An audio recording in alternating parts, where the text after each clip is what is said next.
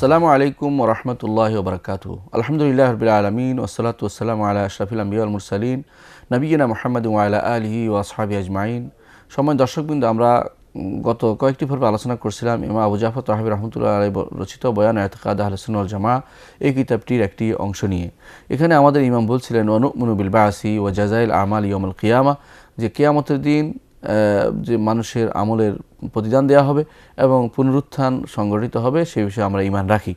গত কয়েকটি পর্বে আমরা পুনরুত্থানের উপর ঈমানের বিভিন্ন দলিল দিয়েছি। পরবর্তী আমরা বলেছিলাম যে পুনরুত্থানের উপর ঈমানের বিষয়টি এতই গুরুত্বপূর্ণ বিষয় যে পূর্ববর্তী সমস্ত নবী রাসূলগণ পুনরুত্থানের উপর ঈমানের বিষয়ে তাদের কওমকে আহ্বান জানিয়েছেন এবং আমরা বলেছিলাম যে প্রত্যেকটি কিতাবেই আল্লাহ তাআলা এই পুনরুত্থানের উপর ঈমানের বিষয়টি তুলে ধরেছেন এবং বলেছিলাম আরও এটাও যে যদি কোনো পুনরুত্থানের বিষয় না থাকে সেটা আল্লাহর পক্ষ থেকে নাজিল করা কিতাব নয়। কোনোভাবেই সেখানে থাকতে হবে যে পুনরুত্থানের বিষয়টি। আল্লাহ তাআলা পুনরুত্থানের বিষয়টি কোরআনে কারিমে উল্লেখ করেছেন যে পুনরুত্থান আদম আলাইহিসসালাতু ওয়াসসালাম তিনিও পুনরুত্থানে বিশ্বাসী ছিলেন। নূহ আলাইহিসসালাতু ওয়াসসালাম তিনি তার কওমকে পুনরুত্থানের বিশ্বাসী হওয়ার আহ্বান জানিয়েছেন। অনুরূপভাবে ইব্রাহিম আলাইহিসসালাতু ওয়াসসালাম তিনি তার কওমকে পুনরুত্থানের উপর ঈমান রাখার প্রতি আহ্বান জানিয়েছেন। মূসা আলাইহিসসালাতু ওয়াসসালাম তিনিও তার কওমকে পুনরুত্থানের উপর ঈমান রাখার আহ্বান জানিয়েছেন। হুদ আলাইহিসসালাতু ওয়াসসালাম তিনিও তার কওমকে পুনরুত্থানের উপর ঈমান রাখার আহ্বান জানিয়েছেন। অনুরূপভাবে আমরা দেখেছি মুসা আলাইহিসসালাতু ওয়াসসালাম তিনিও তার কওমকে পুনরুত্থানের উপর ঈমান আনার আহ্বান জানিয়েছেন। সাথে সাথে যুলকারনাইনের ঘটনা আমরা উল্লেখ করেছি এবং আমরা এটাও বলেছি যে যুগে যুগে প্রত্যেকটি নবী রাসূল এবং প্রত্যেকটি যারা বিখ্যাত ব্যক্তিবর্গ ছিলেন তার প্রত্যেকেই পুনরুত্থানের উপর ঈমান রাখতেন এবং এটা কোরআনে কারিম থেকে আমরা দলিল দিয়েছি। কোরআনে কারিমে এই বিষয়গুলো উল্লেখ হয়েছে। সাধারণত পূর্ববর্তী যে সমস্ত কিতাব আছে সেগুলো পরিবর্তিত হয়ে গেছে এবং সেটাকে অনেকেই বাড়ানো কমানো হয়েছে। এই জন্য কোরআনে কারিম হচ্ছে আল্লাহ তাআলা কোরআনে কারিম করেছেন মুহাইমিনান আলাইহি, অন্যান্য সমস্ত কিতাবের উপরে কোরআনে কারিমকে বিচারক হিসেবে আল্লাহ তাআলা নাজিল করেছেন। আল্লাহ তাআলা ঘোষণা করেছেন যে পূর্ববর্তী কিতাবে যা যা পরিবর্তিত হয়ে গেছে কোরআন সেটাকে সঠিকভাবে হেফাজত করেছে, সেটা জানিয়ে দিয়েছে। এই জন্য কোরআনে কারিমে যে সমস্ত নবী রাসূলদের কথা বর্ণনা করা হয়েছে তারা পুনরুত্থানের বিষয়ে তাদের জাতিকে আহ্বান জানিয়েছেন। সেই বিষয়গুলো গত পর্বে উল্লেখ করেছি যে সেগুলো দ্বারা বোঝা যাচ্ছে যে প্রত্যেক নবী তার কওমকে পুনরুত্থানের দিকে ঈমানের আহ্বান জানিয়েছেন। আজকে আমরা আলোচনা করব যে পুনরুত্থানের উপর ঈমানের এই বিষয়টি শুধু যে আমাদের কোরআন দ্বারা আমরা দেখতে পাচ্ছি যে পূর্ববর্তী কিতাবে ছিল তা নয়, বরং পূর্ববর্তী যে সমস্ত কিতাব আমাদের কাছে এখনও আছে যেমন তাওরাত এবং ইনজিল, সেগুলিতেও আমরা দেখতে পাই যে এখনও বাকি অংশ রয়ে গেছে। তারা অনেক পরিবর্তন করেছে, পরিবর্তন করার পরেও পুনরুত্থানের উপর ঈমানের বিষয়টি রয়ে গেছে, কারণ এত বেশি ছিল সে সমস্ত আয়াত নিদর্শন, সেগুলো তারা কোনোভাবেই পুরোপুরি অমিট করতে পারেনি, পুরোপুরি মুছে ফেলতে পারেনি। এই জন্য দেখতে পাই আমরা বর্তমানে তাওরাতেও অনেক জায়গাতে রয়ে গেছে এখানে পুনরুত্থানের ঈমানের বিষয়টি মুসা আলাইহিসসালাতু ওয়াসসালামের কাছে নাজিল হওয়া এই কিতাবের মধ্যে এখনও রয়ে গেছে। দেখতে পাই আমরা সামুরিয়া তাওরাতের মধ্যে আছে আলাইসা হুয়া মজমুআন ইনদি মাখতুমান ফি খাজাইনি ইলা ইয়াউমিল ইন্তিকাম ওয়াল মুকাফাত ওয়াক্তা তাজুল্লু আকদামাহুম। সেখানে বলা হয়েছে যে এই সব কিছু আমার কাছে রয়ে গেছে, অর্থাৎ মানুষের আমলগুলো আল্লাহ তাআলার কাছে মাখতুম হিসাবে রয়ে গেছে, এখনও কোনো দিকেই যাবে না, আল্লাহ সেগুলো হারিয়ে যাবে না। ইলা ইয়াউমিল ইন্তিকাম ওয়াল মুকাফাত, যেদিন আল্লাহ তাআলা প্রতিশোধ শাস্তি দিবেন এবং যেদিন আল্লাহ তাআলা প্রতিদান দিবেন সেদিন পর্যন্ত আল্লাহ তাআলা সেটাকে হেফাজত করে রাখবেন। ওয়াক্তা তাজুল্লু আকদামহুম, যেদিন তাদের পাগুলো পিছলে যাবে সেদিন পর্যন্ত। দেখা গেল এই নসের ভিতরেই আমরা দেখতে পাচ্ছি এই যে ভাষ্য এর মধ্যে লেখা স্পষ্ট উল্লেখ আছে যে কিয়ামত দিবস পর্যন্ত যেদিন শাস্তি এবং শান্তি দুইটাই নির্ধারিত হবে, যেদিন মানুষের পা পিছলে যাবে, মানুষ কঠিন বিপদে পড়বে, সেদিন সময় পর্যন্ত মানুষের আমলগুলো আল্লাহ তাআলা হেফাজত করছেন। অনুরূপভাবে আরেকটি তাওরাতে ইব্রানিয়ে এসেছে এইভাবে আলাইসা যালিকা মাকনুজান ইনদি মাখতুমান আলাইহি ফি খাজাইনি, এরকম নয় কি যেগুলো আমি জমা করে রেখেছি এবং আমি আমার আমার যে ভান্ডারের মধ্যে সেগুলিকে মোহর করে রেখেছি। লিয়ান নেকমাতু ওয়াল জাযা ফি ওয়াক্তি তাযিল্লু আকদামহুম, যে আমার উপর দায়িত্ব রয়ে গেল তাদেরকে আমি শাস্তি দেব এবং তাদেরকে আমি প্রতিদান দেব যেদিন তাদের পা পিছলে যাবে সেদিন।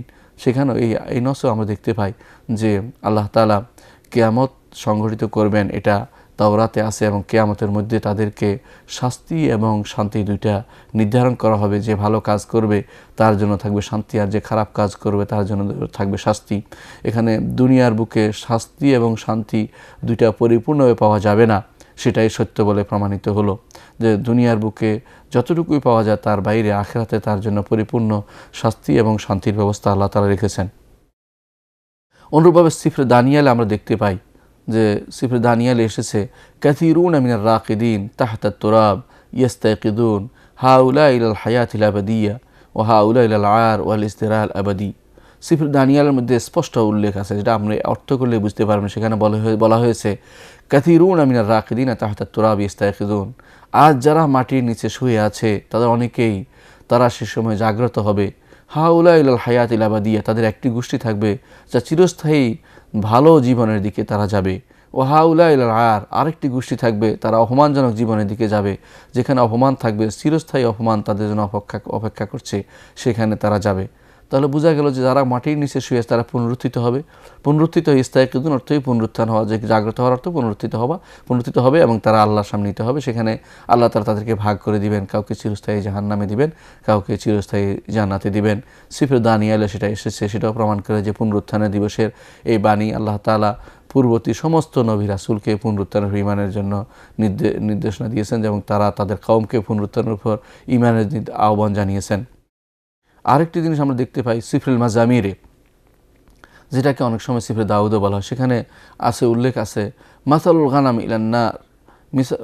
গানাম ইলান্নার ইসাকুন আল মাউতু ইয়ারআহুম ওয়া ইয়াসুদুহুমুল মুস্তাকিমুনা গাদান ওয়া সূরাতুহুম তুবলা ওয়াল হাবিয়াতু মাসকানুল লাহুম।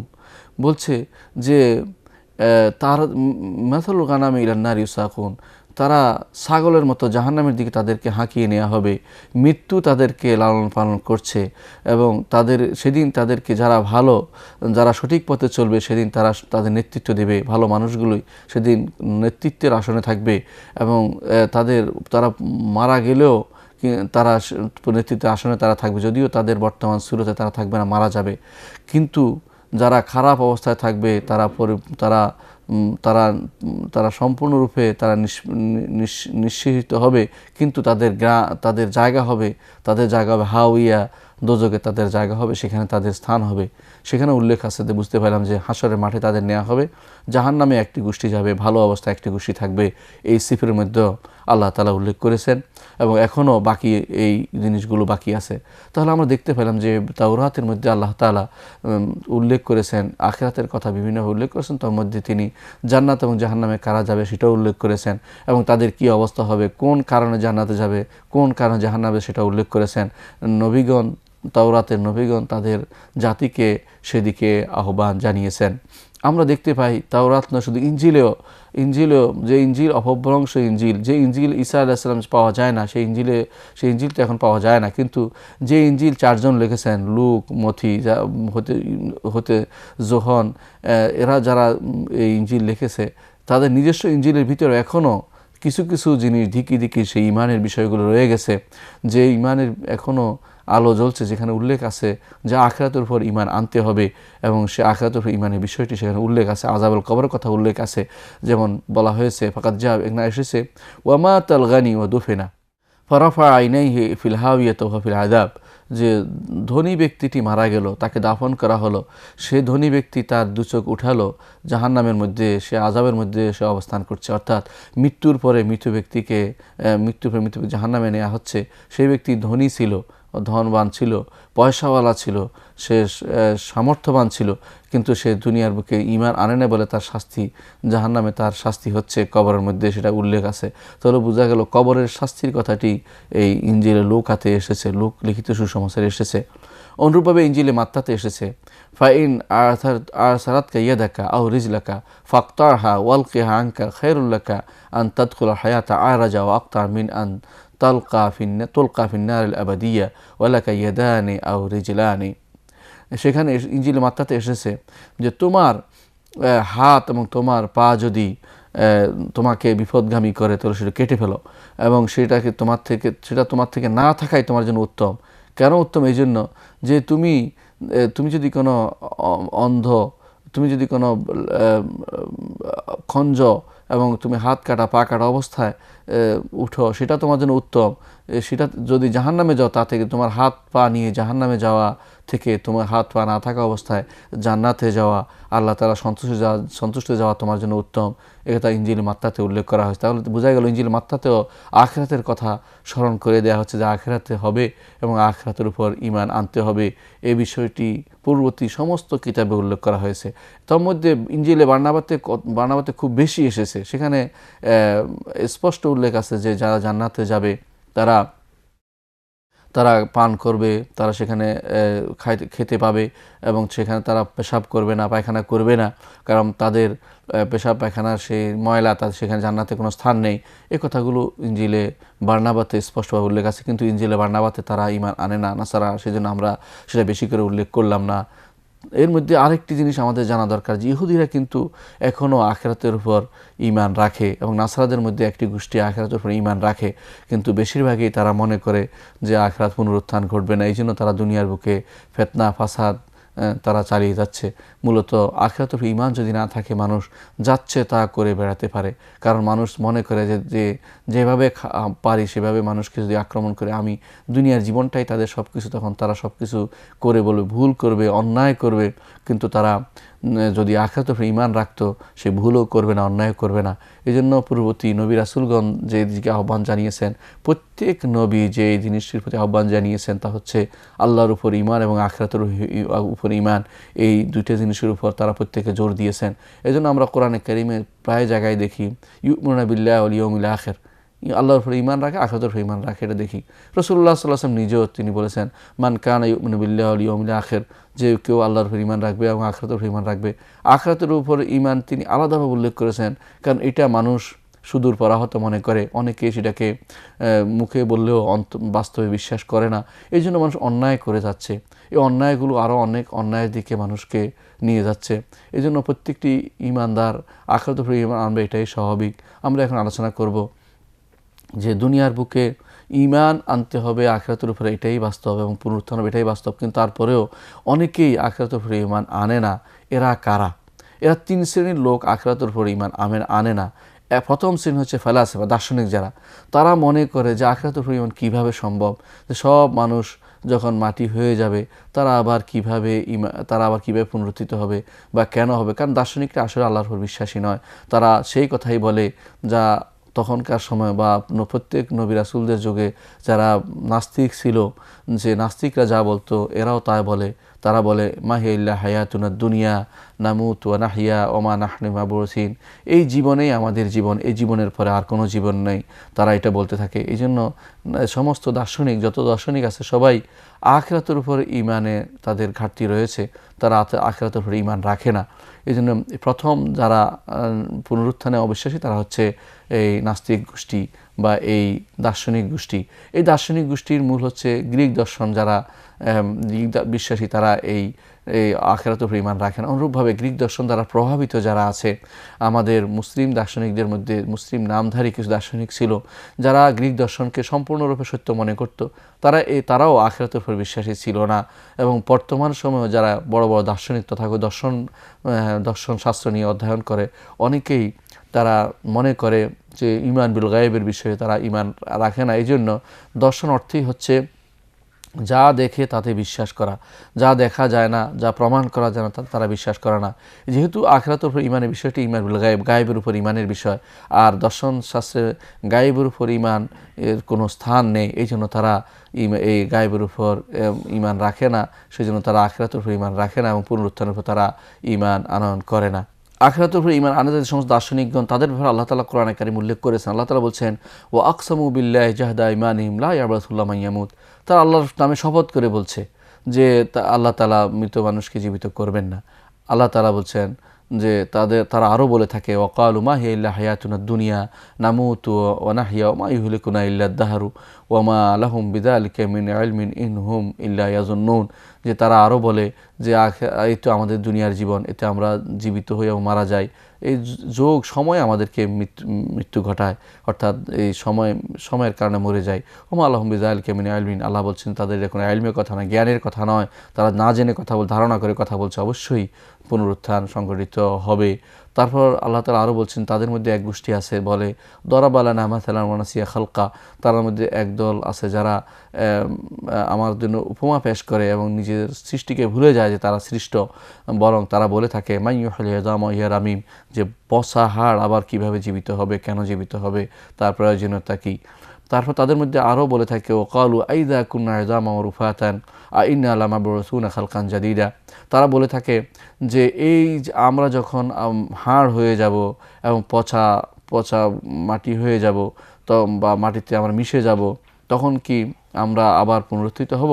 অর্থাৎ তারা এটাকে অস্বীকার করছে। অনুরূপভাবে তারা বলে থাকে আইযা দলালনা ফিল আরদি ইন্না লাফি খালকিন জাদীদ, আমরা যদি জমিনের বুকে মিশে যাই, হারিয়ে যাই জমিনের বুকে, আবার কি আমরা পুনরুত্থিত হব, আবার কি জীবন পাবো। অর্থাৎ তারা এইভাবে অস্বীকার করে যাচ্ছে। দেখা গেল যারা অস্বীকার করতে এর মধ্যে প্রথম যে শ্রেণীটি সেটা তারা হচ্ছে দার্শনিকরা সবাই সবসময় এনকার করে যাচ্ছে যে অবশ্যই পুনরুত্থান ঘটবে না, কারণ তারা দর্শন যা দেখে না তা বিশ্বাস করে না। দ্বিতীয় এক শ্রেণীর মানুষ আছে যারা আখিরাতে বিশ্বাস করে না কিন্তু অন্য সব কিছু বিশ্বাস করে, অর্থাৎ তারা দর্শন শাস্ত্র সাধারণ মানুষ কিন্তু তারা অহংকারবশত ঈমান আনে না, তারা মনে করে থাকে যে আখিরাত বলতে কোনো কিছু নেই, তারাও আখিরাতকে অস্বীকার করে থাকে। তৃতীয় আরেকটি গোষ্ঠী আছে যারা রাসূলদেরকে অস্বীকার করে, তারাও কিন্তু আখিরাতের উপর ঈমান আনে না, রাসূলদের দ্বীনকে অস্বীকার করে, রাসূলরা যে জিনিস নিয়ে এসেছেন সেই জিনিসকে অস্বীকার করে, তারাও কিন্তু আখিরাতের উপর ঈমান আনে না। বর্তমান সময়ে এদের সংখ্যা সবচেয়ে বেশি, কারণ রাসূলদেরকে তারা সবচেয়ে ভালো মানুষভাবে তারা গ্রহণ করতে পারেনি, এই জন্য তারা অস্বীকার করে থাকে। এদের মধ্যে একটি গোষ্ঠী আছে তারা মনে করে যে কিভাবে এই মরা জিনিস আবার একত্রিত হবে, মৃত জিনিসকে একত্রিত হওয়া, মৃত শরীর আবার মরা শরীর একত্রিত হয়ে মানুষ হিসেবে আবার আসা তাদের কাছে একটি সুদূর পরাহত জিনিস। অথচ তারা আল্লাহ তাআলা কোরআনে কারিমে এটাকে বিভিন্নভাবে সেটাকে তুলে ধরেছেন যা আল্লাহ তাআলার পক্ষে সম্ভব, যার আলোচনা আমরা এর আগে করেছি। আরেকটি গোষ্ঠী আছে যারা মৃত মানুষ আবার বা মরা জিনিস পুনরুত্থিত হবে এটা অস্বীকার করে।